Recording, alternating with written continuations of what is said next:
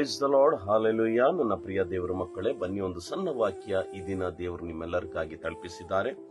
1ನೇ ಪೇತ್ರನ ಬರೆದ ಪತ್ರಿಕೆಯಲ್ಲಿ 5ನೇ ಅಧ್ಯಾಯ 7ನೇ ವಚನ, ದ ಬುಕ್ ಆಫ್ 1 ಪೀಟರ್ 5:7. ಅದೇನಂದ್ರೆ, ನಿಮ್ಮ ಚಿಂತೆ ಎಲ್ಲಾ ಆತನ ಮೇಲೆ ಹಾಕರಿ, ಆತನು ನಿಮಗೋಸ್ಕರ ಚಿಂತಿಸುತ್ತಾನೆ. Casting all your care upon him, for he cares for you. Amen. ಭಕ್ತನು ಹೇಳುತ್ತಾ ಇದ್ದಾನೆ, ದೇವರು ಹೇಳೋದೇನಂದ್ರೆ, ನಿಮ್ಮ ಚಿಂತೆ ಭಾರ ಎಲ್ಲ ನನ್ನ ಮೇಲೆ ಹಾಕ್ರಿ, ನೀವ್ ಯಾಕೆ ಹೊತ್ಕೊಂಡು ಹೋಗ್ತೀರಾ? ನಾನು ನಿಮಗಾಗಿ ಚಿಂತಿಸುವ ದೇವರಾಗಿದ್ದೀನಿ.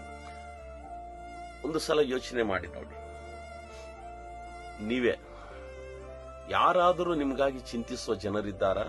ಸ್ನೇಹಿತ, ಬಂಧು ಬಳಗ, ಕಟ್ಟಿಕೊಂಡಿರೋ ಗಂಡ, ಕಟ್ಟಿಕೊಂಡಿರೋ ಹೆಂಡತಿ, ಮಕ್ಕಳು. ಕೆಲವು ಬಾರಿ ಇವರೆಲ್ಲರೂ ನಮ್ಮ ಕುರಿತು ಯಾರು ಚಿಂತಿಸೋರು ಇರೋದಿಲ್ಲ.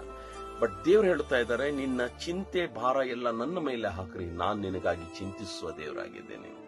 ಈ ಒಳ್ಳೆಯ ದೇವರು ಏನ್ ಆಶೆ ಪಡ್ತಾರೆ ಅಂದ್ರೆ, ನೀವು ಚಿಂತೆಯಲ್ಲಿ ದುಃಖ ಪಡುತ್ತಾ ವ್ಯಥೆ ಪಡುತ್ತಾ ಇರಬಾರದು. ನೀವೇನು ಮಾಡಬೇಕಂದ್ರೆ, ನಿಮ್ಮ ಚಿಂತೆ ಭಾರ ಎಲ್ಲ ನನ್ನ ಮೇಲೆ ಹಾಕರಿ, ನಾನು ನಿಮಗಾಗಿ. ದೇವರು ಹೇಳ್ತಾರೆ, I will care for you. In this world nobody cares for you unless God. He is the only God who always cares for us. So ದೇವರು ನಮಗಾಗಿ ಚಿಂತಿಸುವ ದೇವರಾಗಿರುವಾಗ ನಾವ್ಯಾಕೆ ಭಯ ಪಡೋಣ? ನಾವ್ಯಾಕೆ ಚಿಂತಿಸೋಣ? ಒಂದು ನಿರೀಕ್ಷೆ ಇರಲಿ, ನೀವು ಹೇಳಬೇಕು, ಏನಾಗಲಿ ಹೇಗೇನಾದ್ರೂ ನಡಿ, ನನಗಾಗಿ ಚಿಂತಿಸುವ ದೇವರಿದ್ದಾರೆ.